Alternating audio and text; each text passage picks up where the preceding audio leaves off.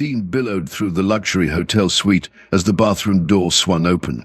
Lucas Harrington, 70-year-old billionaire CEO of Next-Gen Technologies, stepped out with just a towel wrapped around his waist, water droplets glistening on his surprisingly fit chest. He moved toward his walk-in closet, reaching for the handle, completely unaware of what waited inside. Their eyes locked in the mirror. Time froze as the billionaire CEO, with nothing but a towel round his waist, discovered her hiding among his designer suits. "Abigail," his voice dropped to a dangerous whisper. "Would you care to explain why you're hiding in my closet?" Abigail Vega, director of financial compliance at NextGen, pressed herself against the cedar-scented wall, her professional composure shattered. 15 minutes from now, Lucas would deliver the most important keynote speech of his career. But in this moment, her career, possibly her entire future, hung by a thread. "Mr. Harrington, Lucas, I apologize for the intrusion," she stammered. "There's something urgent you need to know before your speech." A knock interrupted this exposed moment. "Mr. Harrington, 15 minutes until you're needed downstairs," called his assistant. Lucas's piercing grey eyes remained fixed on Abigail's. "Wait here," he commanded, closing the closet door with deliberate control. What happened in the next 15 minutes would transform not just their relationship, but the fate of an $8.2 billion company. The question wasn't just why she was hiding, but what secret was worth risking everything to reveal. Have you ever been caught somewhere you absolutely shouldn't be? Like this video if you've ever had your heart stop during a moment that could destroy everything you've worked for. Because sometimes the most dangerous place to hide holds the key to your greatest victory. Next-Gen Technologies stood as a monument to American innovation, a gleaming glass tower in Manhattan, housing over 10,000 employees worldwide. Founded in 1994 by Lucas Harrington, the company had revolutionized global supply chain management software. By 2025, their systems powered logistics for 45 countries, generating $12 billion in annual revenue. Inside this tech empire, Abigail "Abby" Vega had forged an unlikely path to the executive floor. Born to Dominican immigrants in Queens, Abigail represented everything the American dream promised, but rarely delivered. Her parents worked double shifts, her father as a hospital custodian, her mother as a home health aide, to put food on the table. While other students partied through college, Abigail worked nights at a 24-hour diner, graduating from Columbia's MBA program with honors and mountains of debt. Before NextGen, she'd built her reputation at Deloitte, specializing in corporate governance. Her published paper criticizing financial opacity in tech companies caught Lucas Harrington's attention. Rather than being offended by her critique of companies like his own, he'd recognized raw talent and offered her a job most would kill for. "Find everything wrong with my company," he'd told her during their first meeting. "I didn't build NextGen to hide from the truth." As Director of Financial Compliance, a role created specifically for her, Abigail gained unprecedented access across departmental boundaries.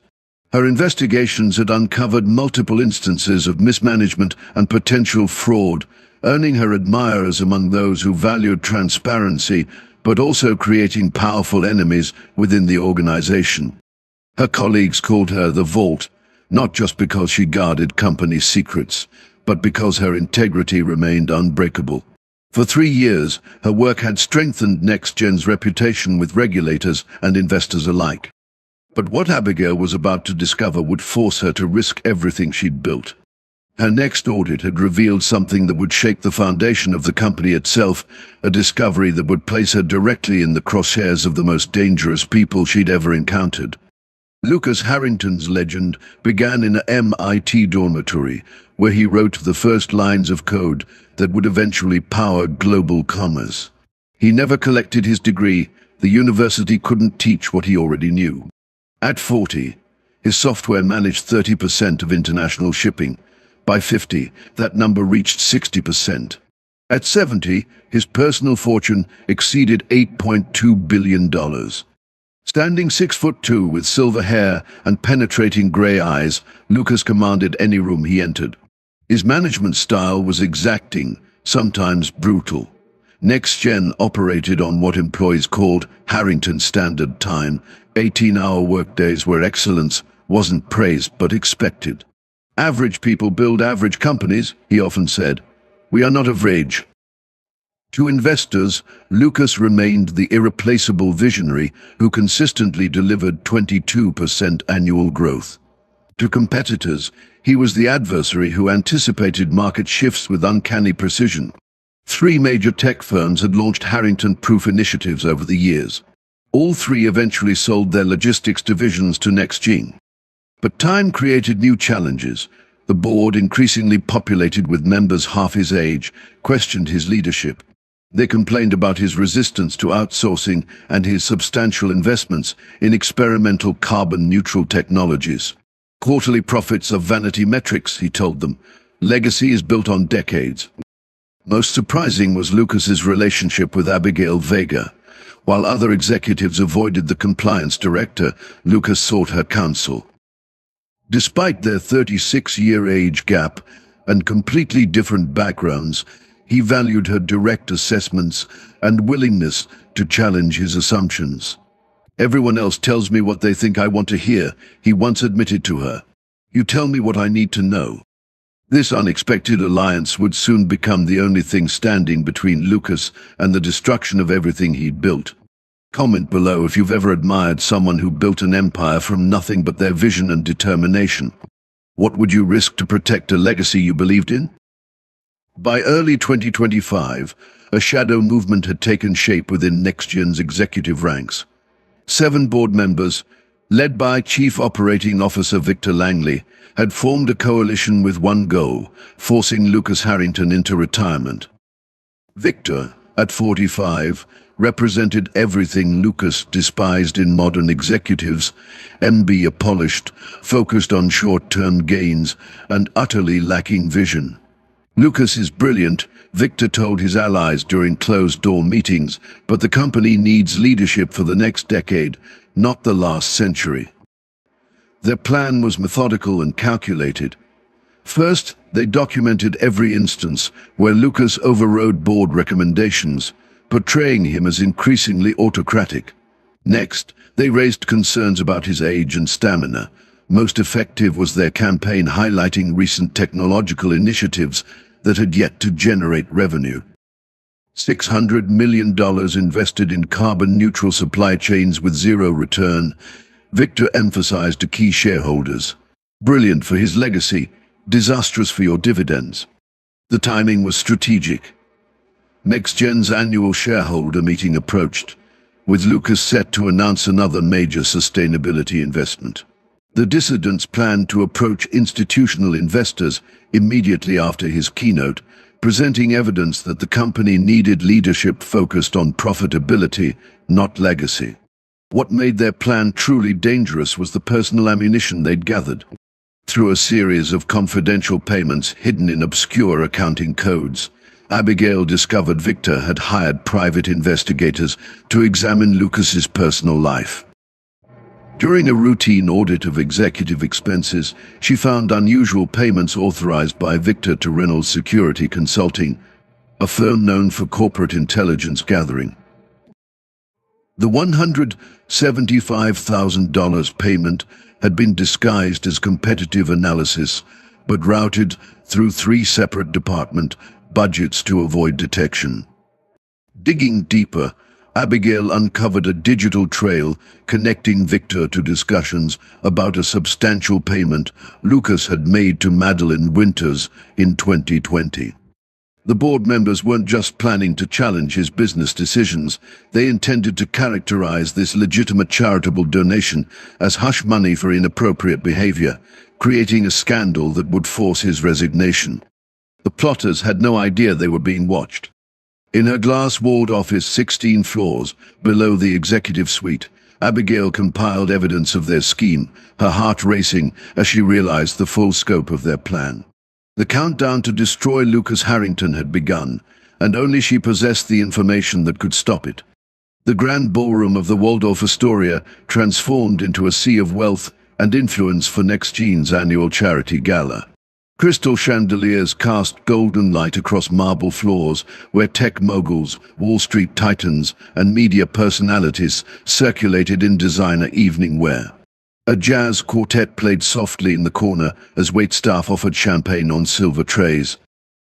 For Lucas Harrington, this particular gala held monumental significance. Tonight he would announce NextGen's most ambitious project yet, a $300 million commitment to developing carbon-neutral supply chain technologies.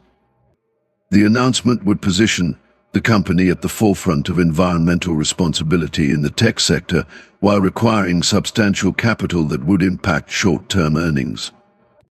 The board hadn't fully vetted the initiative. Lucas knew this would intensify tensions, but his controlling stake meant he didn't need their approval, only their cooperation. Abigail arrived in a midnight blue gown, her usual professional armor exchanged for evening elegance. She watched Lucas work the room with practiced charm, unaware of the sharks circling him.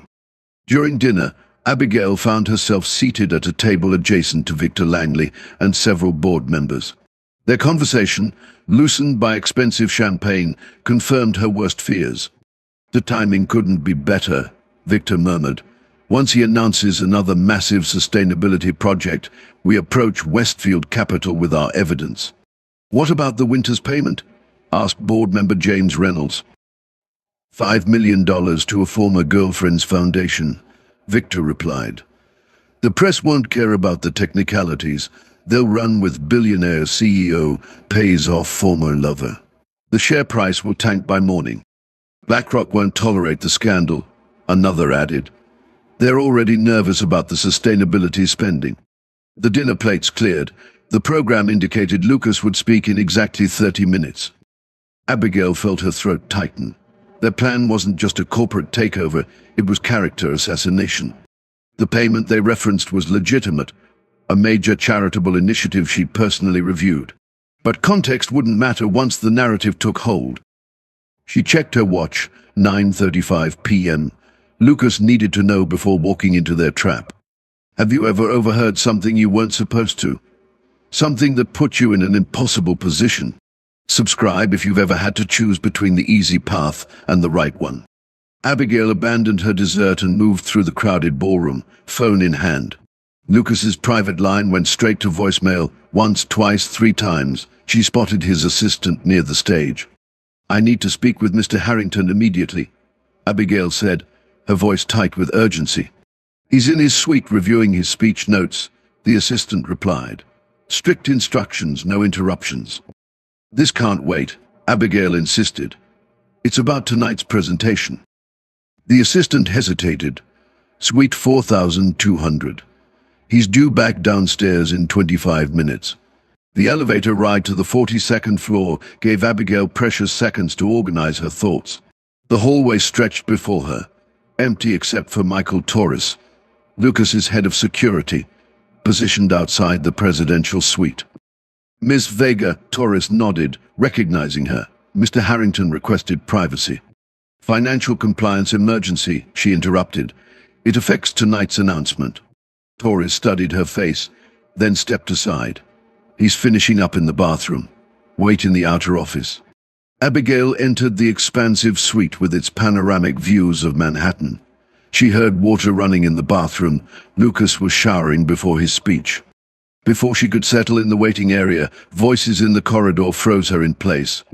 Victor Langley and 2 board members had arrived. "We need to speak with Lucas before he goes downstairs," Victor's voice carried through the door. Panic shot through her veins. If they found her here, they would immediately suspect her knowledge of their plans. Abigail scanned the suite frantically. The bedroom door stood ajar, revealing a massive walk-in closet. Without hesitation, she slipped inside, pulling the door nearly closed. The closet was immaculate. Rows of bespoke suits, shelves of folded sweaters, and racks of Italian shoes stretching into the shadows. The space smelled of cedar and Lucas's distinctive cologne. From her hiding place, she heard Victor arguing with Torres, ultimately being turned away. She exhaled with relief, preparing to emerge, only to freeze as the bathroom door opened directly into the bedroom. Steam flooded the room as Lucas Harrington stepped out. Lucas moved toward the closet, a towel wrapped loosely around his waist. Water droplets traced paths down his broad shoulders, remarkably fit for his 70 years. He reached for the closet door, pulling it open completely. Their eyes met in the full-length mirror that lined the interior wall. Lucas froze, his hand still on the door handle. Abigail pressed herself against the far wall, surrounded by his designer suits, her professional demeanor completely shattered. For 3 endless seconds, neither moved. "Abigail," Lucas recovered first, his voice dropping to a dangerous timbre she'd never heard before. His eyes narrowed, calculating. "Would you care to explain why you're hiding in my closet?" The power dynamic between them, already unequal, shifted dramatically. Here was no longer the director of financial compliance and the CEO. This was a woman caught trespassing and a man in a state of undress. The vulnerability flowed both ways. "Mr. Harrington, Lucas, I apologize for the intrusion," she stammered, her voice barely above a whisper. "There's something urgent you need to know before your speech." His expression remained impossible to read, a mixture of surprise, suspicion, and something else she couldn't identify. The muscles in his jaw tightened as he held her gaze. A sharp knock interrupted the moment. "Mr. Harrington," his assistant called through the bedroom door. 15 minutes until you're needed downstairs." "1 moment," Lucas replied, his voice perfectly controlled despite the extraordinary situation. He turned back to Abigail, studying her with those penetrating grey eyes. "Wait here," he commanded, closing the closet door with deliberate gentleness. Through the small gap, Abigail watched him move to his suitcase, selecting underwear and dress socks. The absurdity of her position, a Harvard MBA, respected executive, now hiding like a teenager caught sneaking out, hit her with full force. What would you do if you found someone hiding in your private space? The choice Lucas made next would determine not just their futures, but the fate of an entire company. Several minutes passed before the closet door opened again. Lucas had donned black trousers, but remained shirtless, his silver hair still damp from the shower. "Now," he said quietly, "explain yourself." The words tumbled out as Abigail detailed her discovery, Victor's payments to private investigators, the deliberate mischaracterization of Lucas's donation to the Winters Foundation, the planned ambush after his keynote. "They've approached Westfield Capital and BlackRock representatives," she explained. "They're waiting for your sustainability announcement. Then they'll present this as evidence you've become a liability to the company." As she spoke, Lucas's expression shifted from suspicion to focused attention. His eyes never left hers as he absorbed every detail, his brilliant mind calculating implications and potential countermoves. "How did you discover the payments to Reynolds Security?" he asked. Cross-referencing departmental budgets. They split the $175,000 across 3 divisions to hide it. Lucas nodded. "And the Winters Foundation donation, you're confident it was fully documented and board approved?" "I reviewed it personally during last year's audit. Every dollar was accounted for, with proper recusal protocols, since you had a prior relationship with Ms. Winters." Lucas moved to the row of dress shirts, selecting a crisp white one. "You've taken a significant professional risk tonight, Abigail." His voice had softened slightly, even more so by your unorthodox method of delivery.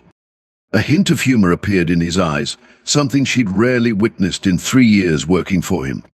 "There wasn't time for protocol," she replied. "They're ready to destroy you tonight." He slipped into his shirt, his strategic mind visibly formulating a plan. "Then we'll need to disarm their weapon. Help me with these cufflinks, would you? We have a speech to modify." Their fingers brushed as she secured the platinum cufflinks. In this intimate moment, their professional relationship transformed into something deeper, an alliance forged in crisis. Like and share if you believe in standing up for what's right, even when it puts you in danger. How far would you go to protect someone who deserves the truth? The payment they're referencing was to Madeline Winters, who ran the education foundation we partnered with in 2020, Lucas explained, adjusting his bow tie in the mirror. We dated briefly 15 years ago, long before any business relationship. Victor's faction is deliberately mischaracterizing it, Abigail noted. They're counting on shareholders reacting to the implication without examining the details. A classic smear tactic, Lucas nodded, which means our response must be immediate and absolute. Together they formulated a plan. Rather than avoiding the allegations, Lucas would address them directly in his keynote, neutralizing Victor's faction by removing the element of surprise. Transparency is our best defense, Lucas said, his eyes lighting with strategic focus. I'll acknowledge my past relationship with Madeline before announcing the Foundation's exceptional results, then pivot directly to our sustainability initiative. Abigail pulled out her tablet. I can provide the exact figures: 20,000 students served, 87% advancement to higher education, $42 million economic impact in underserved communities. Perfect. I'll open with those metrics, making it clear this partnership became our most successful philanthropic initiative. The results speak for themselves. Lucas paced the room, refining his modified speech while Abigail transferred key data points to his presentation. Their collaboration flowed with remarkable efficiency, his visionary thinking complemented by a meticulous attention to detail. You should position the new sustainability announcement as an extension of this successful model, Abigail suggested. Frame it as proven strategy rather than experimental risk. Lucas paused, studying her with newfound appreciation. That's exactly right. The narrative becomes consistent leadership rather than reckless spending. He checked his watch, 7 minutes until he was due on stage. You've taken an enormous professional risk tonight, Abigail. I believe in your vision for NextGen, she replied simply. What they're doing isn't just unethical, it threatens everything the company stands for. Their eyes met, mutual respect deepening into genuine connection. Sometimes the most powerful weapon isn't secrecy, it's complete transparency. The grand ballroom had been transformed for the keynote presentation. 800 chairs faced an elevated stage where NextGen's logo glowed against a backdrop of shifting blue light. Institutional investors and media representatives filled the front rows, while board members and executives occupied reserved sections. Abigail took a seat in the second row, her heart racing as she observed Victor and his allies conferring with BlackRock representatives near the back of the room. Their expressions conveyed confidence. They had no idea their carefully laid trap had been discovered. The house lights dimmed as Lucas Harrington took the stage. Applause echoed through the ballroom, led by those unaware of the power struggle unfolding before them. Thank you for joining us at NextGen's annual charity gala, Lucas began, his commanding presence immediately drawing all attention. He moved through standard openings, highlighting company performance and thanking key contributors. Then, with perfect timing, he pivoted. Before I announce our next major initiative, I'd like to address something that I understand has become a topic of discussion among some board members and shareholders. A wave of surprise moved through the audience. Near the back, Victor's expression shifted from confidence to wariness. In 2020, NextGen made a substantial donation to the Winters Education Foundation, which has since provided technology education to over 20,000 underprivileged students. What some may not know is that the foundation's founder, Madeline Winters, and I had a brief personal relationship many years before this professional collaboration. Murmurs spread through the crowd as Lucas continued, his voice steady. This prior relationship was fully disclosed to the board when we considered the foundation as a potential partner. The donation and partnership were approved unanimously with appropriate recusal protocols in place. Lucas clicked to a slide showing statistics from the foundation's work, graduation rates, job placements, and economic impact. The results speak for themselves. This partnership has become our most successful philanthropic initiative. From her position, Abigail could see Victor and his allies frantically whispering. their planned moment of triumph evaporating as Lucas systematically dismantled their narrative. Transparency has always been one of my core values, Lucas continued, meeting Abigail's eyes briefly. Which brings me to tonight's announcement. In the weeks following the gala, the landscape at NextGen Technologies transformed dramatically. Victor Langley resigned to pursue other opportunities, his departure accelerated by an internal investigation that uncovered his misuse of company resources for personal vendettas. 2 board members who had supported his coup attempt followed shortly after. The $300 million sustainability initiative received overwhelming shareholder approval, with institutional investors praising Lucas's transparent leadership and long-term vision. NextGen's stock climbed 17% within a month as analysts revised their projections to account for the company's strengthened market position. For Abigail, the most immediate change came in her elevated status within the organization. While her closet encounter with Lucas remained strictly confidential, her role in uncovering the attempted coup earned her widespread respect.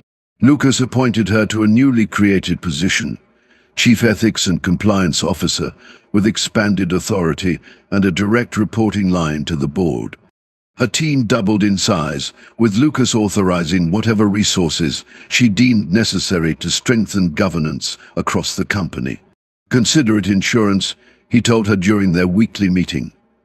"The next Victor Langley won't find us unprepared." Their professional relationship evolved as well. Where previously their interactions had been primarily formal, they now shared a bond forged in crisis. Lucas began including Abigail in strategic planning sessions, valuing her perspective not just on compliance matters, but on broader business decisions. "The most valuable asset in any company isn't technology or capital," Lucas told shareholders at the quarterly meeting. "It's people with the courage to defend its integrity, even at personal risk." The statement wasn't just about corporate philosophy. It was a subtle acknowledgement of the woman who had hidden in his closet to save his vision. If you believe that courage should be rewarded and integrity matters, hit that like button and make sure you're subscribed for more stories about moments that change everything. NextGen's carbon-neutral initiative exceeded all expectations. The revolutionary supply chain platform now powered logistics for major shipping companies worldwide, reducing carbon emissions by 32% while increasing efficiency by 18%. The stock reached historic highs, and Lucas's vision stood vindicated in the most convincing way possible. Unprecedented growth coupled with measurable environmental impact. On the anniversary of the fateful gala, Lucas invited Abigail to dinner at a quiet restaurant overlooking Central Park. The Manhattan skyline glittered beyond the windows as they discussed the company's transformation over the past year. Who would have thought hiding in a closet would lead to all this? Abigail laughed, more relaxed in his presence than she would have imagined possible a year ago. "Speaking of which," Lucas replied with unusual warmth, sliding a small gift box across the table. "A token of appreciation." Abigail opened it to reveal an elegant silver key. "What does it open?" she asked, turning it in her fingers. "The executive washroom," he replied with perfect deadpan timing. "I've had a proper door installed on the closet as well. You know, in case of future emergencies." Their laughter drew curious glances from nearby diners, who couldn't possibly understand the private joke between the billionaire CEO and the compliance officer who had risked everything to protect his vision, and in doing so, found her own voice and power. To unexpected encounters, Lucas raised his glass. "And their surprising consequences," Abigail completed the toast. This story shows how one moment of courage can change everything. If you want more extraordinary stories that might change how you see the world, subscribe now and hit that notification bell. Comment below. What's the biggest risk you've ever taken that paid off?